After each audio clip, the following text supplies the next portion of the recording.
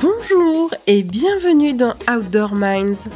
Nous vivons des changements sociétaux très forts qui impactent les business models des acteurs du tourisme et des sports outdoor. Nous assistons à des rebonds fascinants que les leaders savent anticiper pour les transformer en opportunités. Dans cette série d'entretiens, nous voulons partager les parcours, les expériences et les visions des plus grands esprits qui font l'outdoor d'aujourd'hui et de demain. Je suis Armelle Solélac, fondatrice de Switch et spécialiste de stratégie de marque et de responsabilité sociétale des entreprises. Tous les dimanches, avec Ariane Favier, experte du capital immatériel des entreprises, nous avons le plaisir d'animer ce podcast. Pour cette 5e saison, avec nos invités prestigieux, nous allons faire un pas de côté pour regarder en arrière, afin de mieux aller de l'avant. En effet, cette saison est entièrement consacrée aux personnalités audacieuses de l'outdoor et du tourisme. Elles et ils ont fait preuve de courage et ont pris tous les risques. Elles et ils ont ouvert des voies pour nous. Aujourd'hui, nous revenons avec eux sur leur parcours, sur leurs sources de fierté, sur leurs erreurs et sur le regard qu'ils portent sur l'avenir de leur industrie. Allez, c'est parti pour une nouvelle rencontre inspirante. Bonjour et bienvenue dans ce nouvel épisode d'Outdoor Minds. Aujourd'hui, nous avons le plaisir d'accueillir Yannick Ménéron, cofondateur de Bike Solutions. Bonjour Yannick. Bonjour à vous. Yannick, est-ce que dans ton enfance, il y avait des signes précurseurs de la tournure qu'a pris ta carrière professionnelle jusqu'à Bike Solutions ? Des signes précurseurs, je sais pas. Alors j'avais un tempérament un peu bagarreur quand j'étais jeune. Je me battais souvent avec les copains en cours de récréation, ce qui peut aider après quand on est entrepreneur à se débrouiller de situations un peu compliquées. J'ai un grand frère qui a 6 ans de plus que moi aussi, et c'est vrai que quand j'étais petit, il a fallu que je fasse ma place face à plus gros que moi. Ça peut être aidé aussi à avoir un tempérament un peu combatif qui peut aider après quand on est entrepreneur. Voilà, je pense que c'est des éléments qui ont pu m'aider dans ce que je suis aujourd'hui et dans ce que j'ai pu entreprendre. Ouais. Bon, alors je suis sous le choc parce que ça fait au bas mot 16 ans qu'on se connaît, Yannick. T'es le mec le plus peaceful que je connaisse. Et tu es une baraque, il faut le dire. Tu fais quand même pas loin d'un 1m90, voire même plus. Donc, je suis très, très surprise que tu nous dises que t'es plutôt bagarreur. Ouais, bon, je me suis calmé heureusement, mais oui, quand j'étais petit, j'aimais bien ça. Je prenais des cours de karaté le mercredi après-midi et j'aimais bien ça. Donc, mais voilà, après, heureusement, je me suis calmé, mais c'est vrai que le tempérament est resté un petit peu et aujourd'hui, ça me sert. Voilà, ça me sert dans le bon sens du terme. Ok. J'ai jamais tapé personne dans ma carrière professionnelle, je vous rassure. Mais psychologiquement, en tout cas mentalement, ça peut ça peut servir. Comment est-ce que tu as commencé ta carrière professionnelle ? Et est-ce qu'il y a un lien finalement entre cette carrière et ce que tu as fait quand tu étais plus jeune ? Non, je sais pas. Je pense pas que j'étais prédestiné à faire de l'entrepreneuriat. Alors ma carrière professionnelle, elle a commencé avec Bike Solutions. C'est pas très compliqué. J'ai directement commencé par l'entrepreneuriat, en dehors des petits boulots qu'il y a pu y avoir avant, mais c'était vraiment des missions à court terme ou des petits boulots à droite à gauche.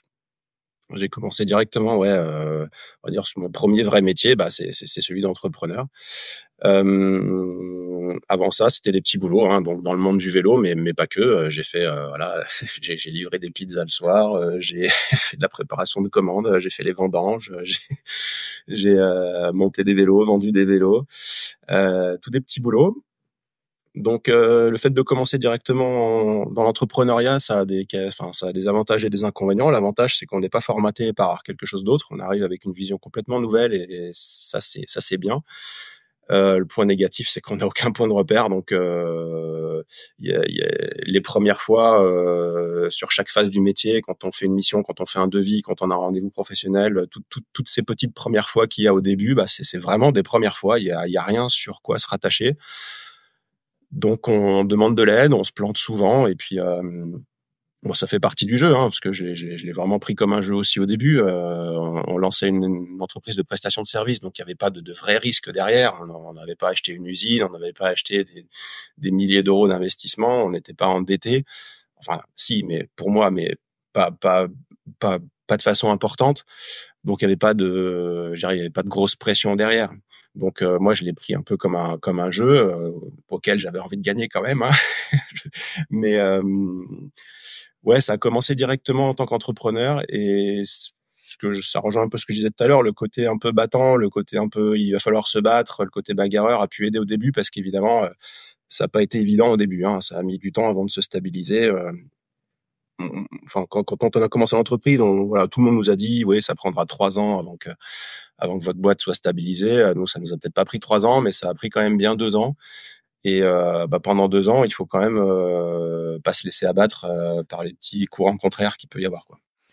Donc, Bike Solutions, en fait, ce sont des espaces ludiques pour vélo. Comment ça s'est arrivé comme idée de lancer ce projet? Pourquoi tu as lancé cette entreprise? C'était il y a combien d'années? L'idée est 2006 et le lancement en 2007. Donc ouais, notre métier c'est de créer des espaces ludiques pour vélo. Donc on fait des pistes VTT, des bike parks, des pump tracks. Initialement, on avait lancé le projet comme uniquement un bureau d'études, sans trop penser au volet travaux. Donc on s'imaginait plus comme un bureau d'études et un centre de formation. Ça me fait sourire maintenant que j'y pense parce que ça c'est une partie du projet qui a pas du tout marché, mais bon. Ça vient déjà d'une passion parce que moi je suis passionné de VTT, j'en ai fait beaucoup en loisir, en compétition, et puis le fait de faire pas mal de compétitions m'a permis de voyager aussi, de voir ce qui se passait ailleurs, et puis dans mes études je m'intéressais aussi au milieu de la montagne, au milieu du tourisme en montagne. Et donc il y a des connexions qui se sont faites en fait où je me suis dit mais pourquoi le VTT pourrait pas devenir une activité de loisir à part entière en montagne. Il y a moyen de faire beaucoup mieux que ce que je peux voir là à droite et à gauche à côté de chez moi ou un peu plus loin. Le hasard des rencontres a fait que j'ai rencontré Johan Vachette aussi pendant mon parcours d'étudiant, qui lui était déjà en poste sur la station DG, qui était à l'époque la station leader, qui l'est toujours d'ailleurs, en tout cas parmi les leaders en France en matière de développement d'espace VTT. Bon, lui, je savais qu'il allait pas rester là où il était, et puis voilà, je prends quelques raccourcis, mais on s'est rapprochés, et puis on a décidé de monter cette entreprise là qui aurait vocation à donner du conseil, à créer un pôle d'expertise pour tous les territoires en montagne, mais pas que, qui souhaitaient développer leur attractivité touristique via le VTT. Donc c'est sur cette base-là qu'on a construit notre business plan au début, puis qu'on s'est lancé. Qu'est-ce qui t'a le plus marqué depuis le lancement de Bike Solutions? Beaucoup d'innovations. Ce qu'on fait aujourd'hui, jamais j'aurais pu imaginer au lancement qu'aujourd'hui, notre chiffre d'affaires serait structuré tel qu'il est aujourd'hui. Aujourd'hui, les 3/4 à peu près de notre chiffre d'affaires, ça correspond à la création de Pump Track. Et quand on a commencé le projet, moi, je savais même pas ce que c'était en fait. Donc, c'est-à-dire que je savais même pas ce que c'était. Donc, on était quand même très loin, évidemment, d'imaginer la façon dont ça évoluerait. On a un métier qui a beaucoup bougé. Beaucoup de choses qu'on fait aujourd'hui n'existaient pas avant, ou en tout cas pas dans notre pays. Il y a des espaces vélo indoor qui se sont développés, des espaces extérieurs de type trail center. Il y a eu des passerelles avec le monde du skateboard, avec le monde de l'hiver aussi. Il y a eu des passerelles avec le volet pédagogique, avec tout ce qui touche à la pédagogie autour du vélo. Donc le VTT s'est ouvert notre métier en tout cas s'est ouvert à à créer beaucoup de passerelles avec les environnements à côté, des passerelles avec le milieu de l'acrobranche aussi. Il y a une innovation autour de ça qui est vraiment géniale. Je suis content parce qu'on y a contribué à notre échelle. Et c'est ça qui est intéressant, c'est-à-dire que les pistes qu'on fait aujourd'hui n'ont rien à voir avec celles qu'on proposait en dessin au tout début. Ça évolue très vite. Dans 3-4 ans, on ne sait pas comment sera structuré notre chiffre d'affaires. Et comme dans 3-4, il y a 3-4 ans, on savait pas trop de quoi aujourd'hui serait fait. Et ça, c'est stimulant parce qu'en fait, on s'ennuie pas vraiment. Pourquoi une sacrée évolutivité des acteurs, des territoires, ça c'est super stimulant en fait. Juste, est-ce que pour resituer pour nos auditeurs, tu peux nous dire combien il y a de collaborateurs aujourd'hui, quel est votre chiffre d'affaires, combien vous avez réalisé de missions depuis le début de Bike Solutions? Alors aujourd'hui, on est en collaborateur permanent, on est une dizaine. Mais on bosse beaucoup avec des travailleurs qui nous rejoignent plutôt en saison d'été et certains travailleurs indépendants qui bossent avec nous régulièrement. Donc, je dirais que l'équipe qu'on va appeler semi-permanente, elle est composée d'une quinzaine de personnes. On va dire des collaborateurs réguliers, on va appeler ça comme ça. On est basé à Saint-Martin-d'Air. Le nombre de missions depuis le début, on l'a pas compté à l'unité près, mais on est facilement à 500 missions à peu près. Hein. Donc, ça va de la toute petite étude de faisabilité sur un tout petit terrain pour un tout petit projet à 500 € la mission. Non, 500 € du jamais faire, mais bon, quelque chose comme 1000 €, jusqu'à des projets sur plusieurs années qui sont à plusieurs centaines de milliers. Donc, c'est très, très varié. Aujourd'hui, notre chiffre d'affaires, tu demandais le chiffre d'affaires, oui, on est à un petit peu plus de 2 millions d'euros. Avec beaucoup de travaux. Hein. Forcément, c'est pas 2 millions d'euros juste d'études, puisque notre métier a évolué. Si on a lancé l'entreprise en tant que bureau d'études, elle a beaucoup évolué sur les métiers des travaux eux-mêmes, quoi, du travaux publics. Et vous travaillez uniquement en France ? Alors cette année, oui, mais il y a eu une période, on a pas mal bossé à l'étranger. On a bossé dans une dizaine de pays en tout, hein, en dehors de la France. Le plus récent, ça va être le Luxembourg. On a passé beaucoup de temps en Scandinavie, beaucoup en Norvège, un petit peu en Suède, un petit peu en Finlande. On a bossé un petit peu en Russie, un petit peu au Canada, un peu en Suisse, de manière indirecte en Corée aussi, Corée du Sud. Donc oui, on a bougé un peu partout. C'était pas une fin en soi, hein, c'était plus une curiosité. Parce que c'est vrai que les contextes sont toujours un petit peu différents à l'international. Ça nous enrichit beaucoup. On apprend des choses hein, quand on va à l'extérieur. Heureusement, on en apprend aussi des choses qui nous paraissent évidentes chez nous ne le sont pas ailleurs et vice versa. Donc c'est super intéressant parce qu'on apprend des choses tout en apportant nous-mêmes une valeur ajoutée à d'autres personnes et c'est vraiment intéressant. Donc oui, on a eu notre période internationale, on va dire, où on a beaucoup bougé, je dirais de 2013 à 2020, on va dire. Depuis, on s'est recentré sur la France, il y a beaucoup de boulot en France quand même. Alors, tu as sûrement 1000 anecdotes plus folles les unes que les autres sur les différents projets que vous avez menés avec Bike Solutions. Est-ce que tu peux nous en partager quelques-unes, au moins 2 ou 3? Alors, il y aurait peut-être le pire rendez-vous commercial que j'ai jamais eu, qui s'est passé en Allemagne. D'ailleurs, on n'a jamais bossé en Allemagne, et ben c'est peut-être à cause de ça. J'allais chez Bosch, les grands acteurs du vélo électrique, qui souhaitaient organiser une zone de test à côté de leurs quartiers généraux. À la fois une zone de test, mais aussi une zone de loisirs, donc un bike park. Et on m'avait demandé de monter là-haut pour voir un petit peu ce qu'on pouvait faire. Et on avait un petit peu du mal à communiquer à distance parce qu'ils nous demandaient des devis sous forme de, un peu comme ils achètent des pièces pour leur batterie, c'est-à-dire qu'il fallait donner un prix unitaire pour des virages, pour des bosses, enfin pour des choses. C'est pas du tout comme ça qu'on chiffre un espace VTT, donc on était un petit peu en discussion compliquée avec eux. Et je me suis dit bon bah on va aller là-bas, on va aller voir le terrain, on va discuter directement et ça sera mieux comme ça. Sauf que sur la route, je me suis fait arrêter par la police allemande qui faisait un contrôle de routine. Il se trouve que pour une raison que j'ignore, ils étaient persuadés que j'avais consommé de la drogue. Donc ils m'ont arrêté, ils m'ont demandé si j'avais bu, si j'avais consommé de la drogue. J'ai dit non, et ils m'ont dit vous êtes sûr? J'ai dit bah oui. Et puis je me suis moqué un peu d'eux parce qu'à un moment donné, il y a un des douaniers qui a regardé ma pièce d'identité, qui me regardait vraiment dans les yeux, et j'ai éclaté de rire parce que ma pièce d'identité, je venais de la refaire, donc j'avais exactement la même tête que ce qu'il voyait actuellement. Et on dirait qu'il me reconnaissait pas, donc j'ai éclaté de rire. Et je me dis mais qu'est-ce qu'il y a? Il me fait vous devriez pas rire monsieur parce qu'on pense que vous avez consommé de la drogue. Votre regard là, vous avez consommé de la cocaïne. J'ai dit non. J'ai dit non. Donc là j'arrête de rigoler parce que ils étaient plusieurs avec des armes et tout. Donc bon voilà, on va se détendre un peu. Ils font bon monsieur, vous allez devoir faire un test. Je dis bah oui pas de problème. Je dis bah voilà remplissez un flacon. Je dis bah non c'est pas possible. Je me suis arrêté pisser sur le bord de la route il y a 10 minutes. je peux pas. Il fait monsieur on vous laissera pas partir tant que on vous aura pas fait le test. Je dis mais c'est pas possible. Je vais être en retard. Il fait bah monsieur c'est comme ça. Donc à ce moment-là, la seule idée que j'ai eue, alors j'avais pris un litre de café dans un thermos pour me permettre de tenir sur la route. Donc ce que j'ai fait, c'est que j'ai bu mon litre de café cul sec.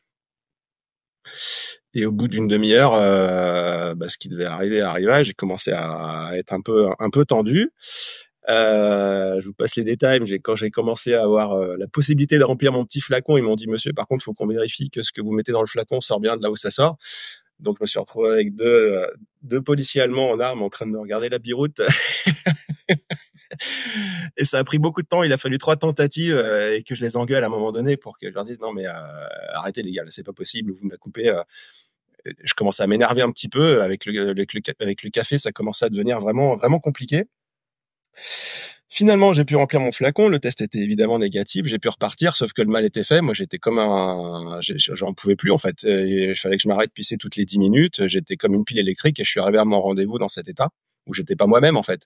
Donc ça a été une catastrophe du début à la fin. Je tenais pas en place. Je me rends compte que je faisais bouger ma chaise. Je tremblais. Je disais n'importe quoi. J'en pouvais plus en fait. C'était pas moi. Donc évidemment, ça a été un désastre. Évidemment, ils m'ont dit oui, monsieur, bon, on vous recontactera peut-être. Je dis ouais, bon, je suis sorti de là. Je me suis dit bon, c'est mort évidemment. Bon, évidemment, ils m'ont jamais rappelé. Ça n'est pas allé plus loin, mais ouais, un bon désastre. Au moins un truc drôle à raconter aux collègues et pas que aux collègues après. Mais ouais, un bon désastre. Voilà. Bon, on dit toujours que les pires catastrophes font toujours les meilleures histoires. Là, t'es quand même pas mal du tout. Une autre histoire de voir si t'arrives à toper celle-ci. Non, pire que ça, en rendez-vous commercial, j'ai jamais vu, mais je me souviens de cette anecdote. C'était en Russie, donc c'était la Compagnie des Alpes qui nous avait demandé de venir faire une expertise sur une piste de VTT à Rosa Khutor, une station dont ils étaient à l'exploitation. Et le directeur de l'époque m'avait appelé, il me dit écoutez, ils ont fait une piste bleue, j'aimerais bien ton avis avant leur ouverture parce que j'ai quelques doutes. J'ai dit bon bah ok. Donc je suis allé là-bas et puis j'ai pu voir la piste et c'était une catastrophe. Enfin, c'était pas une piste, c'est une tranchée qu'ils avaient fait. Et donc j'avais pu discuter avec l'ouvrier qui avait fait ça, le chauffeur de pelle qui avait fait ça, et je m'étais dit bon allez, il faut être vraiment pédagogue là, il faut essayer de comprendre ce qui s'est passé parce que cette piste est un désastre. Évidemment, ils ne peuvent pas l'ouvrir comme ça. Il faut que je comprenne quoi. Donc je commence à discuter avec ce monsieur qui était très gentil. Je dis mais c'est marrant, on dirait que t'as essayé d'aller le plus vite possible là dans ta pelle. Il me fait ouais, mais c'est exactement ça. J'avais je sais plus le temps exact, mais je crois qu'il avait 3 semaines pour finir sa pelle. Il avait un nombre de litres de carburant à ne pas dépasser. Il m'a dit, moi, j'ai fini pile dans les temps, j'ai pas consommé 1 litre de plus que ce qu'on m'avait dit de consommer. C'est la première fois que j'entendais ça, qu'on faisait une piste en fonction du nombre de litres à pas dépasser dans la construction dans la consommation de la pelle mécanique. Il était tout fier. Pour lui, il avait fait vraiment un boulot fantastique parce qu'il avait fini pile dans les temps, il avait pas consommé 1 litre de plus et le résultat était une catastrophe, mais il était tellement content et tout fier de me dire qu'il avait fait son boulot de façon géniale que j'étais là et je dis bon en fait c'est pas avec lui qu'il faut discuter là. Lui il a fait en fait de son point de vue il a fait un super travail. Le résultat c'est une catastrophe pour le client évidemment, mais il faut pouvoir discuter avec les personnes qui lui ont donné les directives là peut-être. Mais je m'attendais à une confrontation un peu difficile avec lui parce que mais en fait ce gars-là était tellement gentil, tellement fier de son boulot et pour le coup il avait fait du super travail parce que selon les directives qu'on lui avait données c'était génial ce qu'il avait fait parce que même un chauffeur expérimenté n'y serait peut-être pas arrivé. Ça m'avait fait réfléchir parce que je me dis bah ouais il faut pas juger forcément que sur le résultat qu'on voit, faut vraiment connaître l'histoire et pour juger les contextes. On l'a vu dans d'autres situations, hein, avec des pistes tracées parfois bizarrement, mais qui résultent de contraintes et de compromis. Il y a de la maîtrise foncière, des réglementations environnementales, mais voilà, quand on voit des choses bizarres sur le terrain, il faut pas juger tout de suite, parce qu'il y a souvent un contexte derrière, un petit peu original, parfois un peu compliqué, parfois un peu drôle. Donc voilà, ça m'avait servi de leçon, ça aussi. Si tu regardes ton parcours, est-ce que tu as commis des erreurs? Probablement que oui, tout le monde en commet. Mais quelle a été selon toi la plus grosse erreur et qu'est-ce que tu en retiens? Ouais, plein de petites erreurs, ça c'est sûr. Des grosses erreurs qui nous ont vraiment coûté, j'en vois pas honnêtement. Même si je me dis qu'au début on aurait pu être un peu plus ambitieux sur les projets qu'on a portés. On a vu trop petit au début et on s'est fait un petit peu influencer par un peu la pression du client qui comprenait pas souvent au début qu'on pouvait être ambitieux sur des projets VTT. On l'a vu surtout en montagne, hein, où c'est compliqué de parler d'ambition autrement qu'avec avec les sports d'hiver. On a été beaucoup bridé au début par des réflexions du genre non, mais nous, on a juste besoin d'un petit truc, ça suffira. On va pas mettre un budget pareil sur des pistes VTT, alors qu'on parlait simplement de quelques dizaines de milliers d'euros. Hein. Et nous, au lieu d'insister, parfois, même si je sais pas si on aurait été en position de le faire, mais on s'est souvent un petit peu laissé influencer par le client. Alors, évidemment, faut écouter son client, hein, mais je pense qu'on aurait pu être force de proposition un petit peu plus forte. En tout cas, si je devais recommencer ça aujourd'hui, j'apporterais tout de suite des projets beaucoup plus ambitieux à nos clients. Alors qu'au début, on était peut-être qu'on avait peur, sans expérience aussi, c'est pas facile. Hein, quand on n'a pas la bouteille de se confronter à des oppositions, c'est pas très facile. Aujourd'hui, ça serait moins un problème.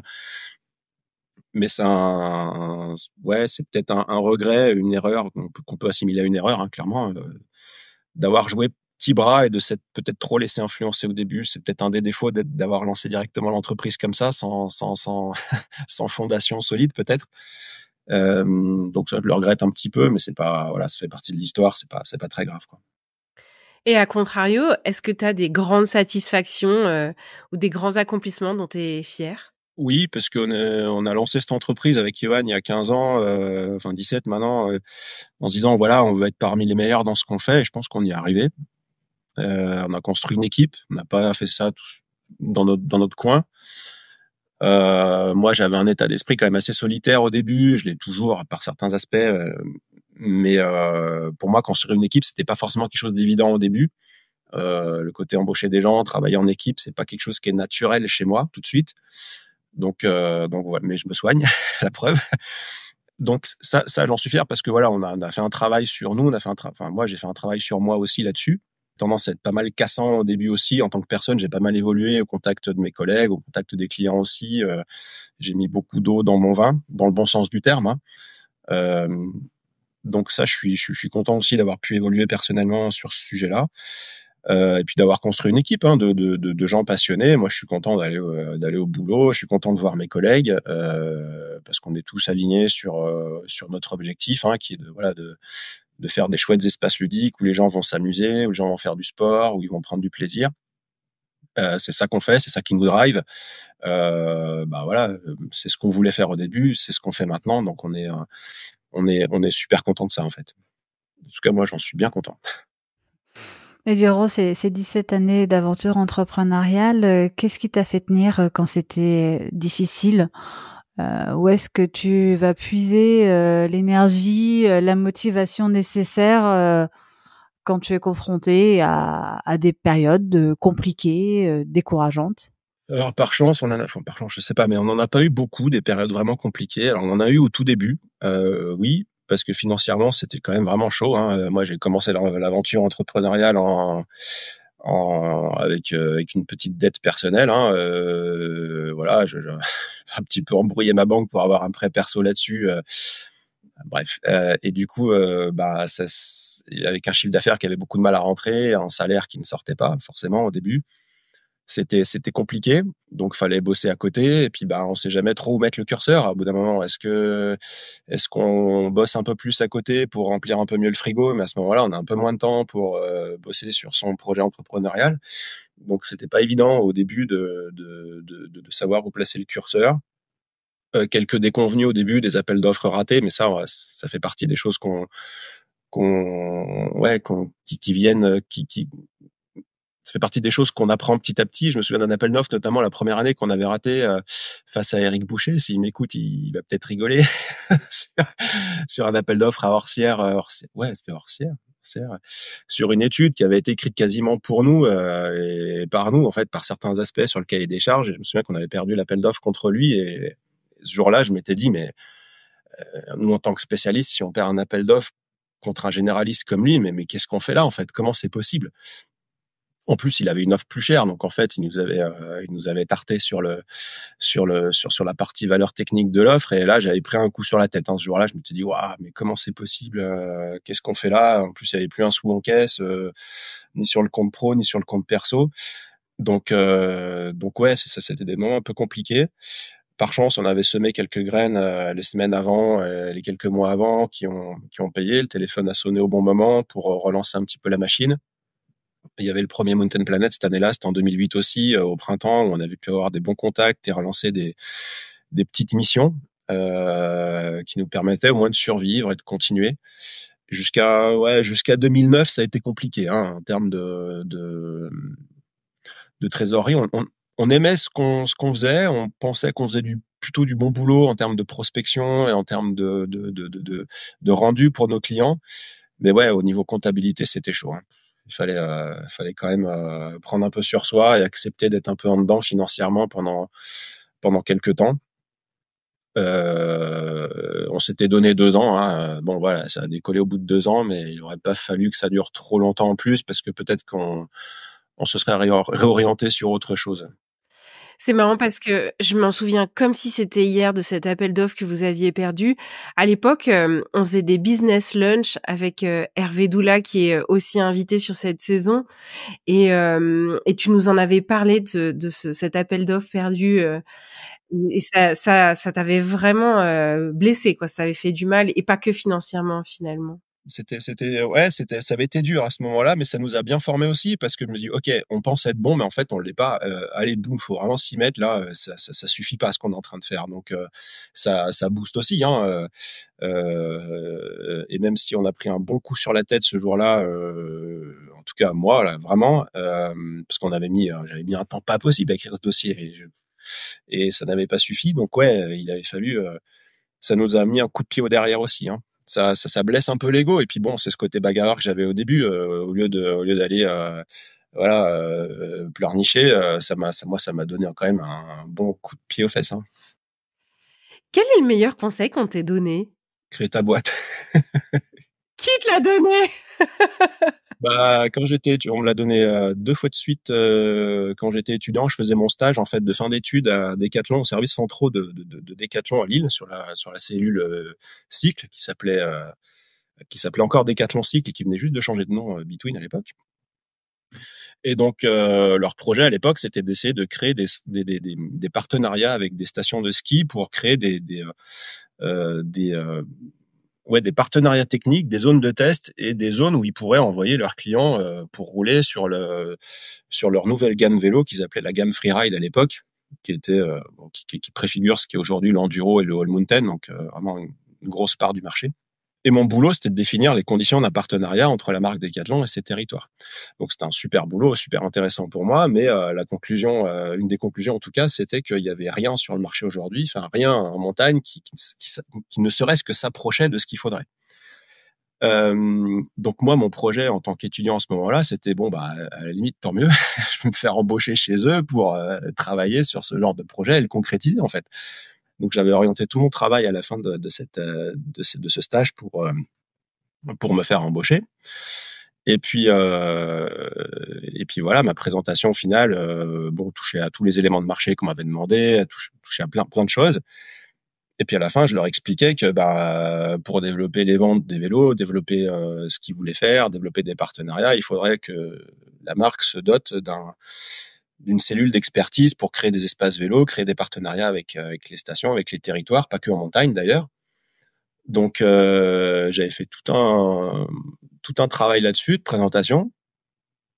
Je leur expliquais qu'il fallait créer des bike parks pour les villes, pour les villages, pour les zones touristiques, toute une gamme et tout. Et j'avais présenté ça directement au directeur de la marque. Donc j'avais demandé à mon patron, moi qui était le chef de produit, qu'est-ce qu'il en pensait. Il m'a dit, écoute, franchement, j'en sais rien. Ça, c'est des décisions qui se prennent au-dessus de moi. Tu verras, tu lui demanderas, on verra ce qu'il va dire. Moi, je sais pas. Donc je fais ma présentation, tout confiant, un peu stressé, et puis il écoute vraiment. C'était un peu impressionnant parce que c'est quelqu'un avec qui j'avais jamais vraiment discuté jusqu'à maintenant. Et c'était quand même le directeur de la marque. C'était un peu impressionnant. Moi, j'étais encore stagiaire à ce moment-là. Puis il m'écoute et puis moi j'arrête et puis il me dit, écoute Yannick, c'est bien ton boulot là. Par contre, tu vois le magasin qui est là juste dehors. Je dis oui. Il fait tu vois, on vend des raquettes de tennis, des balles de tennis, mais on vend pas de terrain de tennis. On vend des ballons de foot, mais on vend pas de terrain de foot. Et on vend des vélos, mais on vendra pas de terrain de vélo. Je dis ouais, ok. Écoute Yannick, c'est pas notre métier de créer des espaces de pratique, mais on crée les équipements. Maintenant, pourquoi tu crées pas ta boîte et puis on bosse ensemble après? Ok. Donc oui monsieur. Ça a pris quelques semaines, ça faisait écho à quelques discussions que j'avais eues un peu plus tôt dans l'année. Donc ça m'a donné un coup de boost aussi pour lancer le projet. Moi j'étais pas trop chaud parce qu'à l'époque je pensais que pour créer sa boîte, il fallait avoir fait une école de commerce ou des études en comptabilité. J'avais c'était des idées reçues hein, vraiment. Donc j'étais pas trop chaud sur le sujet. Et puis bon en se renseignant un petit peu, je me dis bon voilà la comptabilité, je prendrai un comptable et puis je sais compter, pas pire qu'un autre. Et puis j'ai des idées. Alors allez, on y va. Je vais rappeler le père Vachette là parce que je sais qu'il va pas rester au jet. Et puis on va voir ce qu'on peut faire. Voilà, le meilleur conseil qu'on m'ait donné. Ouais, monte ta boîte. Et alors, t'as bossé avec des cadres finalement? Ouais. Alors pas tout à fait comme je l'avais envisagé, mais on a bossé plusieurs fois avec eux, y compris pour créer leur espace vitrine hein, en face du Between Village là, où il y a une pump track, un espace d'apprentissage du savoir rouler à vélo. Il y a trois pistes VTT. Donc on les a bien aidés d'une certaine manière. Oui, on a bossé avec eux plusieurs fois. Alors pas trop sur les territoires touristiques ni en station, parce que ça, ce projet-là, ne s'est pas concrétisé. Mais oui, on a bossé plusieurs fois avec eux dans ce cadre-là. Ouais. Donc, le meilleur conseil qu'on t'ait donné, c'est crée ta boîte. Et toi, est-ce que tu as donné un très bon conseil? Le meilleur que tu aies pu donner à quelqu'un, c'est quoi? Je sais pas. Franchement, j'en sais rien. Faudrait que ce soit quelqu'un que vous interviewez plus tard qui le dise éventuellement. À ce moment-là, je serais ravi de l'apprendre et curieux de le savoir, mais je sais pas parce que c'est des choses quand on donne un conseil à quelqu'un, des fois c'est au détour d'une discussion. Pour soi, ça a l'air d'une banalité alors que on ouvre une porte chez quelqu'un sans qu'on s'en doute du tout quoi. C'est vrai, on se rend jamais, on réalise pas forcément le moment où on a été impactant. Ouais, et parfois c'est même l'inverse. Des fois, on a l'impression d'être impactant, d'essayer de convaincre quelqu'un de faire quelque chose, et puis il s'en fout, il comprend pas. Et puis parfois, on dit une broutille à quelqu'un, et puis ça change sa vie. Donc, franchement, je saurais pas dire moi si j'ai pu donner des mots. J'espère, mais je sais pas. Yannick, tu es papa depuis quelques mois. Félicitations d'abord. Et ensuite, comment est-ce que tu arrives à concilier la parentalité avec l'entrepreneuriat?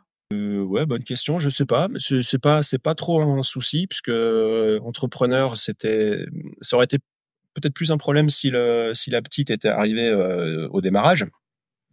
Euh, Là aujourd'hui, je suis plus tout seul dans l'entreprise déjà, donc tout ce qui est déplacement, horaire de travail, tout ça c'est beaucoup plus flexible, donc j'arrive à m'organiser autour de ça.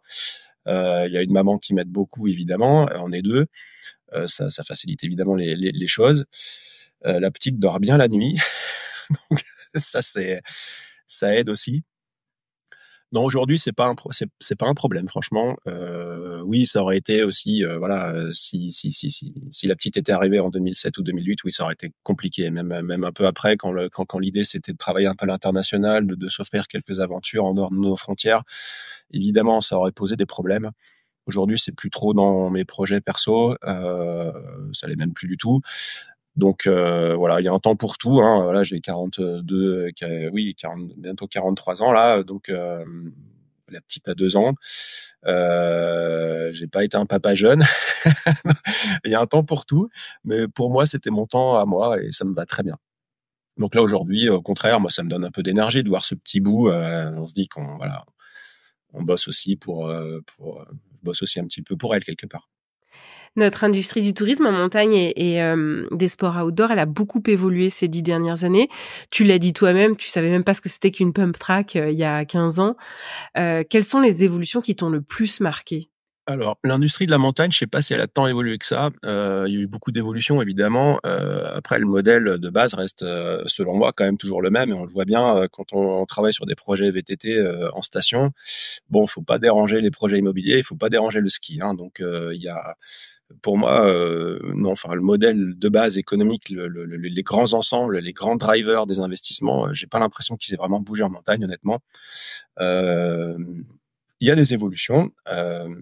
Ça c'est certain. Hein. On fait beaucoup plus attention à l'environnement. Il y a beaucoup de choses qui évoluent dans le bon sens, mais fondamentalement, je pense que le modèle économique il a pas bougé.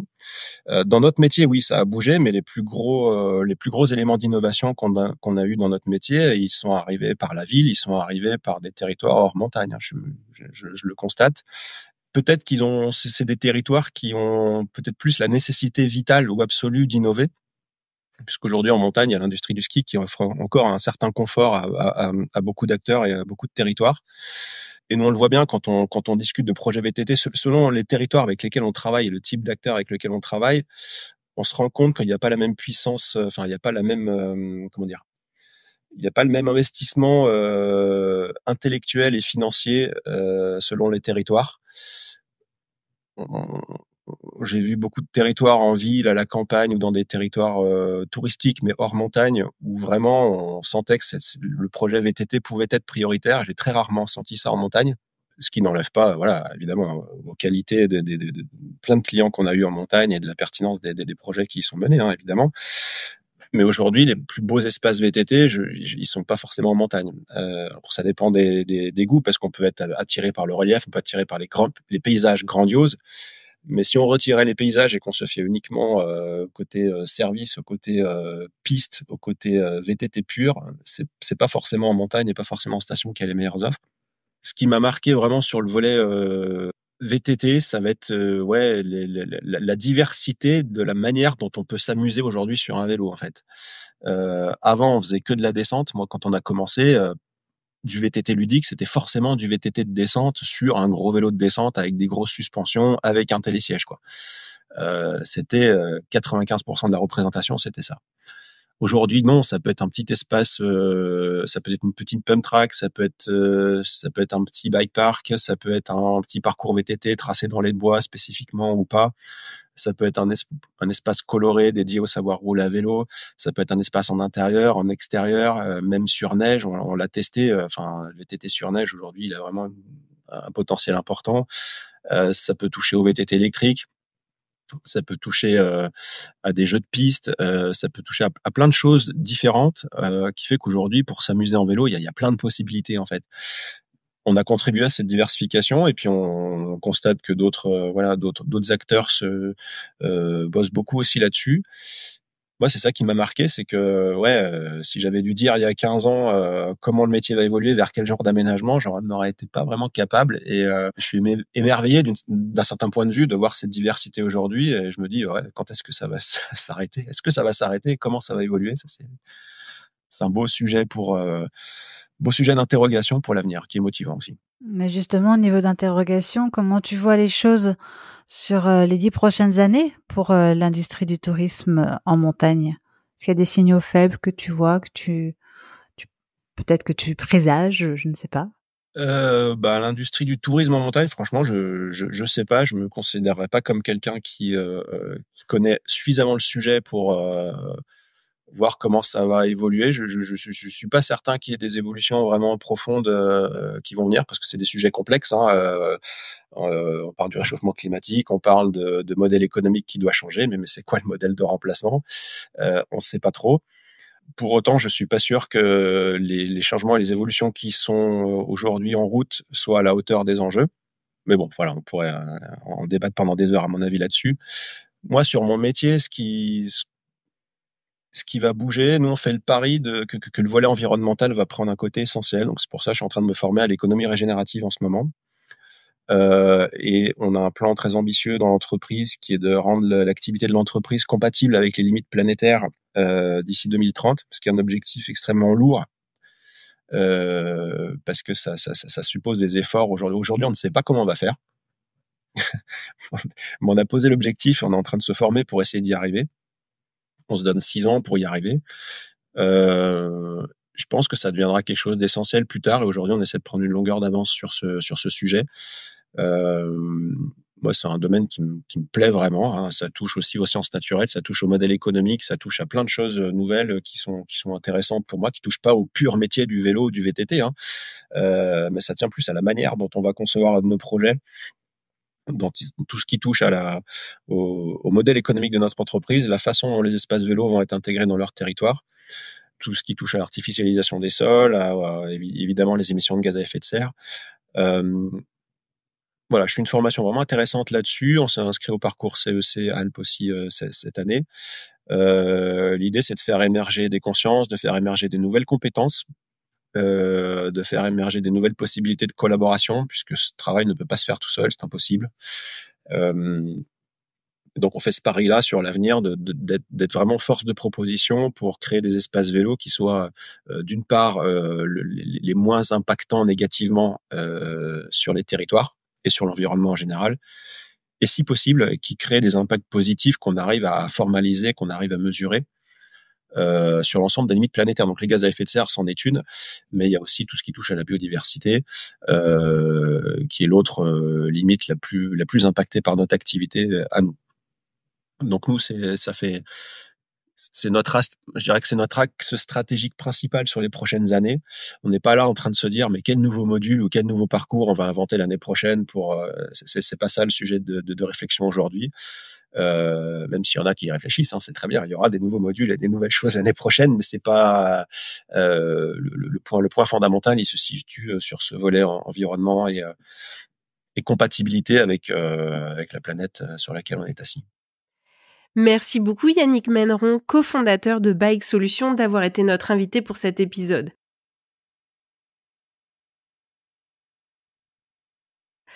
On en profite pour faire un petit coucou à Maxigel et Johan Vachette, les cofondateurs de Bike Solutions. Voici les 3 points clés à retenir de cet épisode. Si vous êtes jeune et que vous hésitez à entreprendre, n'ayez pas peur de vous lancer car vous n'êtes pas formaté par des modèles préconçus et votre créativité vous permettra de sortir du lot.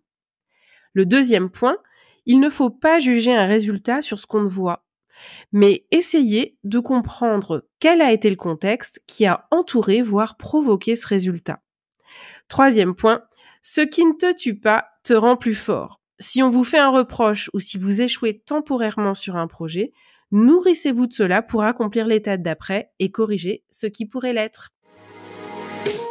Merci à tous d'avoir écouté cet épisode d'Outdoor Minds. Si vous êtes arrivé au bout, c'est sûrement qu'il vous a plu. Nous vous invitons à le partager autour de vous et à nous soutenir en mettant une note de 5 étoiles avec un commentaire sympa. Cela nous aidera beaucoup à faire connaître cette balado-diffusion et mettre en lumière tous ces leaders qui le méritent. Vous voulez découvrir de nouvelles choses dans le tourisme et les sports outdoor? Alors nous vous invitons à nous retrouver dimanche prochain avec un invité prestigieux. À très vite pour un nouvel épisode d'Outdoor Minds.